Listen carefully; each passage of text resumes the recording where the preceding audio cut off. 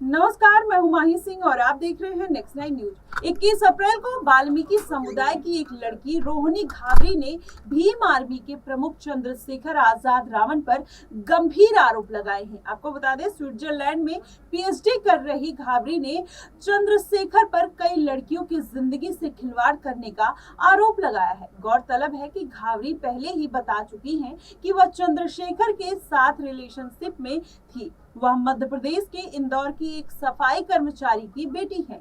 आपको बताएं, चंद्रशेखर उत्तर प्रदेश के नगीना निर्वाचन क्षेत्र से लोकसभा चुनाव 2024 का चुनाव लड़ रहे हैं। वहीं घावरी ने चंद्रशेखर आजाद के साथ वीडियो कॉल पर अपना एक वीडियो जारी किया, जिनमें वह रोते हुए नजर आ रही हैं। पोस्ट में उन्होंने कहा कि उनसे नकली आंसू दिखाए और कई लड़कियों को उस पर भरोसा करने के लिए मजबूर कर दिया।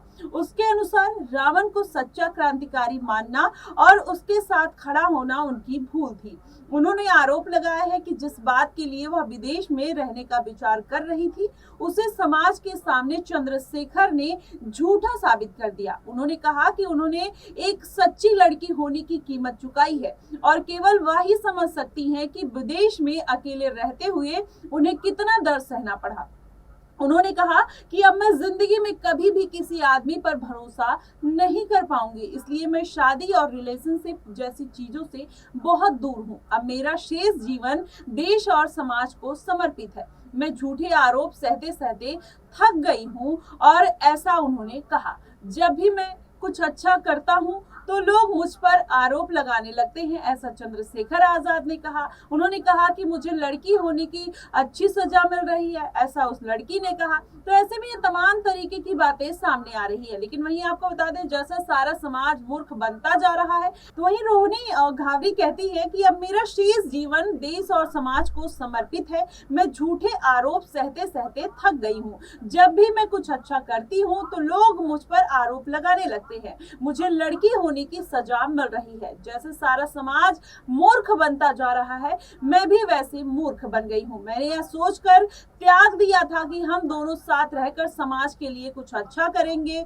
और घावरी ने आरोप लगाया कि चंद्रशेखर आजाद रावण ने अपनी शादी छिपाकर कई लड़कियों की इज्जत से खिलवाड़ किया। उन्होंने कहा कि एक महिला ने भी इस पर उनका समर्थन किया है, क्योंकि उनके आंदोलन के लिए उन्हें करोड़ों रुपए मिल रहे थे। उन्होंने कहा कि अगर उनकी हकीकत पहले ही सार्वजनिक कर दी गई होती तो कई मासूम लड़कियों की जिंदगी बर्बाद होने से बच जाती। एक और पोस्ट करती है रोहिणी घावरी, उसमें वो लिखती है, उन्होंने आरोप उसमें लगाया कि उनके बयानों के लिए उन पर हमला किया जा रहा है। उन्होंने आरोप लगाया कि उन पर भाजपा आरएसएस से जुड़े होने और बयान देने के लिए पैसे लेने का आरोप लगा रहे हैं। उन्होंने आगे सवाल किया कि उन्हें अपने समुदाय के पुरुषों से समर्थन क्यों नहीं मिल रहा। उन्होंने कहा कि चुनाव से पहले कुछ मत बोलो, चुनाव के बाद कुछ मत बोलना, बस चुप रहो, सिर्फ इसलिए कि वह समुदाय के नेता हैं। और उन्होंने ये भी आगे कहा कि मेरा दर्द क्यों नहीं देख सकते,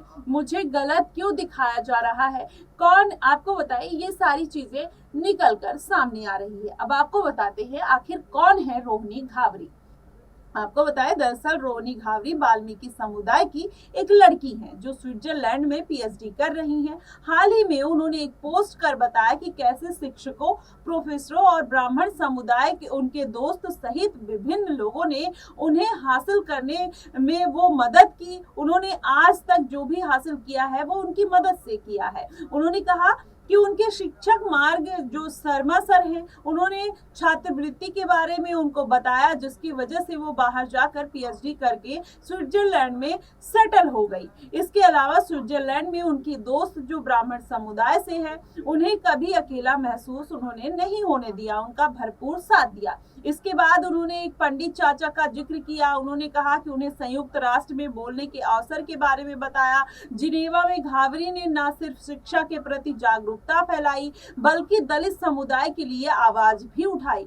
वहीं भारत सरकार ने उनकी पढ़ाई के लिए 1 करोड़ रुपए की छात्रवृत्ति भी प्रदान की थी, जबकि विदेशी संस्थान भारत को गलत तरीके से चित्रित करते हैं। घाघरी ने यह बताकर भारत विरोधी तत्वों को बेनकाब करने की पूरी कोशिश की। कैसे दलित छात्र भारत सरकार की मदद से विदेशी विश्वविद्यालय में पढ़ते हैं, ऐसे में कहीं ना कहीं वो भारत सरकार की छवि साफ करते हुए नजर आई। कुछ लोग इसको राजनीतिक स्टंट बता रहे हैं, कुछ लोग ये मान रहे हैं कि वो चंद्रशेखर आजाद की छवि खराब कर रही है, लेकिन वहीं रोहिणी घाघरी का एक अलग मुद्दा है। वो जिस तरीके से चंद्रशेखर आजाद रावण के ऊपर आरोप लगा रही हैं, अब ऐसे में तमाम तरीके की दलीलें निकलकर सामने आ रही है। क्या वाकई में चंद्रशेखर आजाद ने उनको धोखा दिया है या उनके साथ कुछ गलत किया है, या फिर तमाम लड़कियों का जिस तरीके से जिक्र आ रहा है, क्या उन्होंने तमाम लड़कियों की जिंदगियां बर्बाद की है? ये सारे सवाल खड़े होते हैं। अब वाकई में चंद्रशेखर आजाद भी इस पर अपनी क्या प्रतिक्रिया देंगे, क्योंकि जहां पर कुछ भी गलत होता है चंद्रशेखर आजाद खुलकर